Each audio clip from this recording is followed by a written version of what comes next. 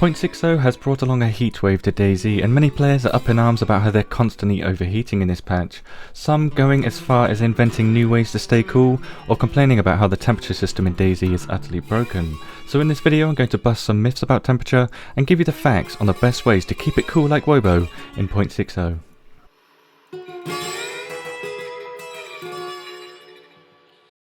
First and foremost, because there's so many variables involved with heating up and cooling down in DayZ, understanding the temperature system yourself is the best way to tackle the changes in your current temperature. Each piece of equipped gear you have has a heat value assigned to it. The engine adds up these heat values, then considers variables like the temperature of the server, how wet you are, how fast you're moving, and a few others. This gives you what I'm calling a heat rating, which cannot be seen in game. This heat rating then determines which messages you get in the bottom left, such as I am rapidly warming up or I am cooling down. These messages will tell you how fast you're warming up or how fast you're cooling down. Here are the messages from hottest to coldest and how they affect your temperature. These messages pop up every minute or two, but for every second you have a certain heat rating, your character will increase or decrease in temperature. If you're getting no messages at all, it means your temperature is not changing. This is in place to simulate core body temperature because your temperature won't change instantly, and this is the reason why sitting in a pond won't immediately neutralize the overheating messages. It takes time for your core body temperature to adjust, and that's why this heat rating is in effect. This diagram shows our core body temperature in DayZ, including breakpoints between different status effects like hot and cold. On the left is the temperature required to be in a certain stage, and on the right are the effects of being in a certain stage. So when you're hot you lose 0.1 water per second, which isn't too bad. When you're overheating you lose 1 water per second, and when you're hyperthermic you lose 2 water per second. There are no other effects.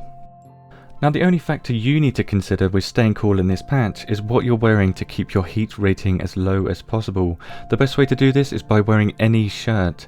A fresh spawn t-shirt is by far the best, but these 2-slot shirts are pretty good and the tactical shirt isn't bad either. Wearing a jacket or jumper of any kind will significantly heat you up, and wearing unnecessary attachments will heat you up slightly too, such as wearing gloves or armbands. My advice is to wear a thin hat like a boonie or a baseball cap. Don't wear gloves, armbands or masks, and don't wear wellies. They increase your heat value a lot. All of the other shoes are fine to wear.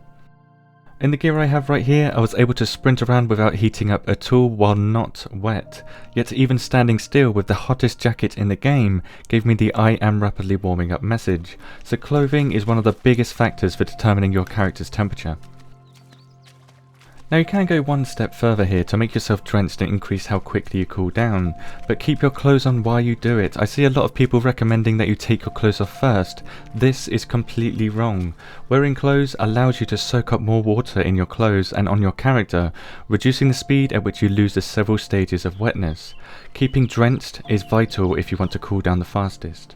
As a rule of thumb, wet clothing is better than wearing no clothing at all.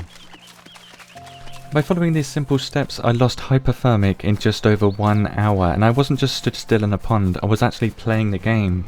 I looted up, fixed a car, did a barrel roll, inevitably crashed my car, looted up some more, went to the Winchester and waited for all of this to blow over. So overheating or being hyperthermic is not bugged in this patch. As long as you get the cooling down messages in the bottom left of your screen, you will eventually cool down, but maintaining these messages can be a bit of a pain. Now if you're a person that likes to keep up to date with all things DayZ, you've probably heard that chicken guts can cool you down. This is a myth and nothing more than a placebo effect. I'm surprised this got so many upvotes on Reddit with absolutely zero evidence. Just because something is blue does not mean it's going to cool you down. With that kind of mentality you could say that wearing a tracksuit makes you run faster, or putting feathers in your inventory reduces fall damage. Of course we went ahead and tested this chicken guts theory using many guts from cows and chickens along with meat and other stuff that can essentially turn blue in your inventory. We did this with 3 players under different scenarios on private servers and public servers to test.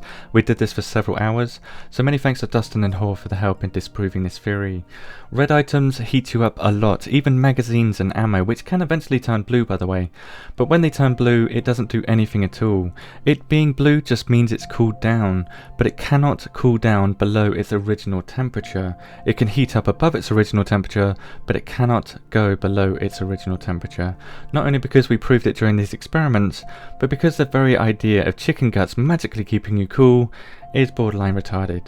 But I do believe that there should be some easier way to keep cool, and I believe that's why this myth came about, because people want an easier way to stay cool in DayZ, and I believe that we should be able to splash water on our face with a bottle to keep ourselves drenched. Thank you for watching, and if you can prove that chicken guts cool you down, or if you have any questions about temperature because it is quite complicated, let me know in the comments.